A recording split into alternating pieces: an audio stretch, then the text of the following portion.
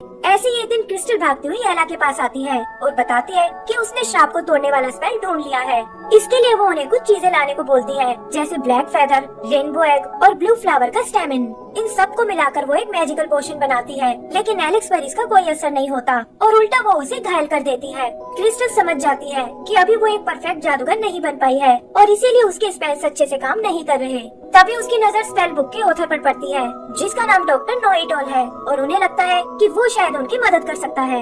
एला एलेक्स से वहीं पैलेस में रुकने को कहती है और अपने दोस्तों के साथ उस ऑथर के घर पहुंच जाती है। वो देखते हैं कि उसका घर मैजिक से भरा हुआ है, लेकिन बहुत बुलाने पर भी वो उनके सामने आने से मना कर देता है। तब एला उसे सारी बात बताती है और उसकी प्रॉब्लम सुनकर वो उनसे मिलने को तैयार हो जाता है। वो देखते हैं कि ये डॉक्टर असल में टॉर्टोइज है और उसे अपनी नॉलेज पर बहुत ही घमंड है। थोड़ा भाव खाने के बाद वो फाइनली उन्हें एक क्लू देने को तैयार हो जाता है और बताता है कि तुम्हारी मदद लाइफ स्टोन नाम का एक जेम ही कर सकता है, जो समुद्र पर फॉरेस्ट क्वीन के कैसल में रखा हुआ है। लेकिन साथ ही वो उन्हें वार्न भी करता है कि वहाँ तक पहुँचना बहुत मुश्किल है और अगर तुम क्वीन तक पहुँच भी गए तो वो तुम्हें लाइफ स्टोन कभी नहीं देगी। क्रिस्टल को लगता है कि वो बस उन्हें बेवकूफ बना रहा है, लेकिन एला उसे वहाँ तक पहुँचने में अपनी मदद करने को कहती है। तब डॉक्टर उन्हें बताता है कि मेरे बैकयार्ड में एक क्लाउड रहता है और अगर तुम उसे मना सको तो वो तुम्हें समुद्र के पार ले जा सकता है। ये सुनकर वो सब उस क्लाउड से मिलने जाते हैं, लेकिन देखते हैं कि वो उनकी बात सुनने को बिल्कुल तैयार नहीं है। क्रिस्टल फ्रस्ट्रेट होकर उस पर अपना मैजिक यूज करती है और इससे क्लाउड को भी गुस्सा आ जाता है। एला समझ जाती है कि वो तो बस उनके साथ खेलना चाहता है और जल्दी ही उसमें और क्लाउड में दोस्ती हो जाती है। एला फाइनली उसे अपनी जर्नी के लिए तैयार कर लेती है और ये देखकर क्रिस्टल उदास हो जाती है। आगे हम उन सबको उस कैसल की ओर जाते हुए देखते हैं और एला नोटिस करती है कि क्रिस्टल का मूड अचानक से खराब हो गया है। एला उससे इसका कारण पूछती है, जिस पर क्रिस्टल बताती है कि शायद वो अपने ग्रुप के लिए एकदम यूजलेस है और यहाँ तक कि अपना मैजिक भी ठीक से नहीं यूज कर पाती। उसे लगता है कि वो कभी एक परफेक्ट जादूगर नहीं बन पाएगी और शायद अब उसे जादू करना छोड़ देना चाहिए। तब एला उसे समझाती है कि इंसान को कोशिश करना कभी नहीं छोड़ना चाहिए और वो उसे खुद पर यकीन रखने को बोलती है। फिर जल्दी ही वो लोग उस फॉरेस्ट तक पहुंच जाते हैं और क्लाउड उन्हें वहीं छोड़कर वापस चला जाता है। यहाँ उनका सामना एक बोलने वाले पेड़ से होता है, जो खुद को इस फॉरेस्ट का गाइड बताता है और कहता है कि मैं तुम्हें उस कैसल तक तुरंत पहुँचा दूंगा। वो देखते हैं कि ये पेड़ चलने में बहुत स्लो है, लेकिन कोई और चारा न होने के कारण उन्हें उसे ही फॉलो करना पड़ता है। पेड़ की मदद से फाइनली वो उस कैसल तक पहुंच जाते हैं और देखते हैं कि दो गार्ड्स वहाँ की पहरेदारी कर रहे हैं। क्रिस्टल अपने माउस फ्रेंड के साथ उनका ध्यान भटकाती है और पीछे से एला उस कैसल के अंदर चली जाती है। वहाँ उसे फॉरेस्ट क्वीन का रूम दिखाई देता है, जिसमें कुछ अजीब से स्टैचूज रखे हुए हैं। तभी एक लैंप जिंदा होकर उसके सामने आ जाता है और कहता है कि तुम शक्ल से मुझे एक चोर लग रही हो। वो एला से खुद को अपने साथ ले जाने को बोलता है और कहता है कि मैं रास्ते में तुम्हारे बहुत काम आऊंगा। देखते ही देखते वो दूसरे स्टैचूज भी एला से यही रिक्वेस्ट करने लगते हैं, जिसमें एक जीनी और एक मैजिकल कारपेट भी है। फिर एला गलती से एक मैजिकल पेंटिंग में चली जाती है और एक के बाद एक उसे वहाँ कई खतरों का सामना करना पड़ता है। तभी उन्हें फॉरेस्ट क्वीन के आने की आवाज सुनाई देती है और एक लेडी एला को पेंटिंग से बाहर निकाल देती है। लैंप उसे जल्दी से एक अलमारी में छुपने को कहता है और तभी क्वीन अपने रूम में आ जाती है।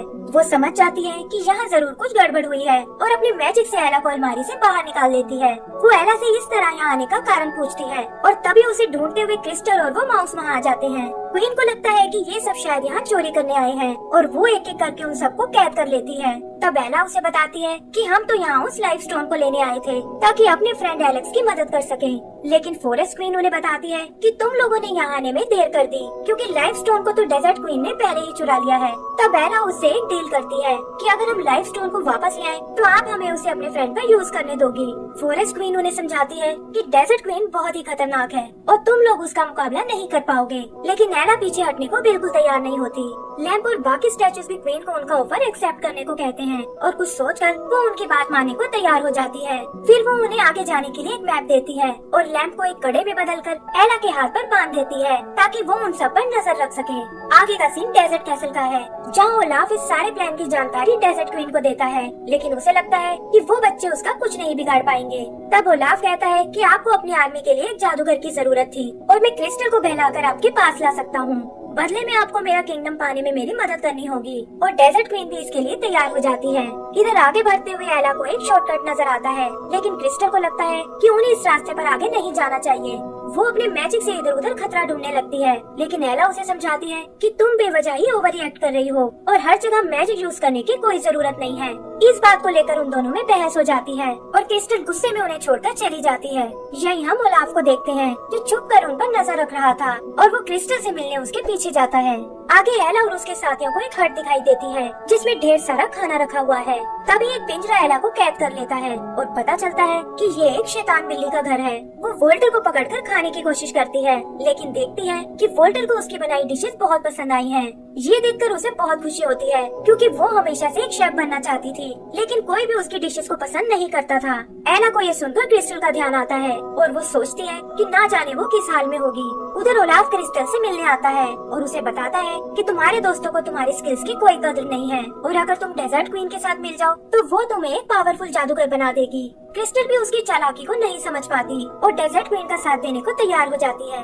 इधर एला और मॉसिस का सामना एक बेर से होता है और इससे पहले कि वो उन्हें चोट पहुंचा पाए, एला उसे अपने यहाँ आने का कारण बताती है। बेर उसका दोस्तों के लिए प्यार देखकर बहुत इम्प्रेस होता है और कहता है कि मैं तुम्हें यहाँ से सही सलामत जाने दूंगा, लेकिन पहले तुम्हें मेरे लिए एक लेटर पढ़ना होगा। पता चलता है कि ये लेटर उसके भाई ने उसे लिखा था, जिसके साथ काफी टाइम पहले उसकी लड़ाई हो गई थी और अब वो सब कुछ भुलाकर उससे दोबारा मिलना चाहता है। एला समझ जाती है कि अपनों से अलग होना ही दुनिया का सबसे बड़ा दुख है और ये सोचकर उसे क्रिस्टल का ख्याल आता है और वो वोल्टर और मैनी के साथ उसे ढूंढने निकल जाती है। ओलाफ भी डेजर्ट में उन्हें देख लेता है और क्रिस्टल की मदद से वो उन तीनों को एक स्पेल में कैद कर लेते हैं। एला भी क्रिस्टल को उसके साथ देखकर बहुत हैरान होती है और उसे समझाती है कि तुम्हें इस आदमी पर विश्वास नहीं करना चाहिए, लेकिन क्रिस्टल पर इन बातों का कोई असर नहीं होता और वो उन्हें धोखेबाज और सेल्फिश बताती है। ओलाफ भी आग में घी डालने का काम करता है और कहता है कि अब तुम्हारी बातों से कोई फर्क नहीं पड़ता और जल्दी ही क्रिस्टल एक पावरफुल जादूगर बन जाएगी। एला एक बार फिर उससे माफी मांगती है और कहती है कि तुम्हारे बिना हम यहाँ तक कभी नहीं पहुँच सकते थे और तुम अभी भी हमारी टीम का एक अहम हिस्सा हो। ये सुनकर क्रिस्टल को अपनी गलती का एहसास हो जाता है और अपने दोस्तों को आजाद करके वो ओलाफ को स्पेल में कैद कर लेती है। आगे वो एक लंबा रास्ता तय करके उस कैसल तक आते हैं, जिस तक जाने के लिए उन्हें एक ब्रिज क्रॉस करना होगा, लेकिन जैसे ही वो उसके सेंटर में आते हैं वो ब्रिज टूटने लगता है और ये लोग बड़ी मुश्किलों से बचते हुए दूसरी तरफ आते हैं। फिर कुछ बबल्स उन्हें उठाकर ऊपर पैलेस में ले जाते हैं और यहाँ उनका सामना उस डेजर्ट क्वीन से होता है। वो उन्हें बताती है कि लाइफ स्टोन से मैं अपने डेजर्ट को हरा भरा करना चाहती हूँ और यही मेरी डेस्टिनी है। एला उससे किसी और तरीके के बारे में पूछती है, जिस पर क्वीन कहती है कि मुझे अपने काम के लिए एक जादूगर की जरूरत है और अगर क्रिस्टल यहाँ रहने को तैयार हो जाए तो मैं तुम्हें वो लाइफ स्टोन यूज करने के लिए दे सकती हूँ। क्रिस्टल उसकी बात मानने को तैयार हो जाती है और एला को समझाती है कि इससे वो एलेक्स को फिर से इंसान बना सकती है और डेजर्ट क्वीन की मदद से उसका बड़ा जादूगर बनने का सपना भी पूरा हो जाएगा। फिर डेजर्ट क्वीन उसके हाथ में वो लाइफ स्टोन देती है, लेकिन पता चलता है कि ये सब उसका एक प्लान था और उसने क्रिस्टल को अपने स्पेल में बांध लिया है। उसे कंट्रोल करके वो एला को पहाड़ी से नीचे गिरा देती है और क्रिस्टल को अपने साथ कैसल में ले जाती है। इधर एला किसी तरह बच जाती है और वोल्टर और मैनी के साथ ऊपर कैसल की ओर चढ़ने लगती है। उधर डेजर्ट क्वीन क्रिस्टल से एक बार फिर सोचने को कहती है और बताती है कि मैं तुम्हारा परफेक्ट जादूगर बनने का सपना पूरा कर सकती हूँ, लेकिन क्रिस्टल ऐसा करने से मना कर देती है। तभी एला और उसके माउस वहाँ आते हैं और क्वीन को बातों में उलझाकर लाइफ स्टोन को चुरा लेते हैं। क्रिस्टल भी स्पेल टूटने से आजाद हो जाती है और वो सब कैसल से बाहर आ जाते हैं। डेजर्ट क्वीन गुस्से में उन पर अटैक करती है, जिसके लगते ही क्रिस्टल एक डॉल में बदल जाती है। एला को ये देखकर बहुत दुख होता है और वो डेजर्ट क्वीन से इसका बदला लेने की सोचती है। डेजर्ट क्वीन उस पर भी अपना स्पेल यूज करने की कोशिश करती है, लेकिन एंड टाइम पर वहाँ फॉरेस्ट क्वीन आ जाती है। फॉरेस्ट क्वीन एला से वो लाइफ स्टोन लाने को कहती है, क्योंकि उसके बिना वो डेजर्ट क्वीन का मुकाबला नहीं कर पाएगी और ये सुनकर एला तुरंत उसे ढूंढने निकल जाती है। पता चलता है कि वो लाइफ स्टोन मैनी के पास है, लेकिन तभी उनके सामने ओलाफ आ जाता है। वो उनसे स्टोन छीनने की कोशिश करता है, लेकिन एला वहाँ आकर उस स्टोन को पकड़ लेती है। तभी वो माउस ओलाफ पर अटैक कर देते हैं और इसी हड़बड़ी में उनके साथ साथ एला भी पहाड़ी से नीचे गिरने लगती है। लेकिन इससे पहले कि वो लोग नीचे जमीन से टकराएं, क्लाउड वहाँ आकर उन्हें बचा लेता है और बताता है कि डॉक्टर ने उसे उनकी मदद करने भेजा है। फिर वो उड़ते हुए वापस कैसल की ओर आते हैं और देखते हैं कि डेजर्ट क्वीन ने फॉरेस्ट क्वीन को ट्रैप कर लिया है। एला किसी तरह बचते हुए उस स्टोन को फॉरेस्ट क्वीन की ओर उछालती है, लेकिन वो देखते हैं कि डेजर्ट क्वीन भी उसे पकड़ने आ रही है। तभी फॉरेस्ट क्वीन एला के हाथ में बंधे उस लैंप को एक्टिवेट करती है और उसकी रोशनी डेजर्ट क्वीन को चकाचौंध कर देती है।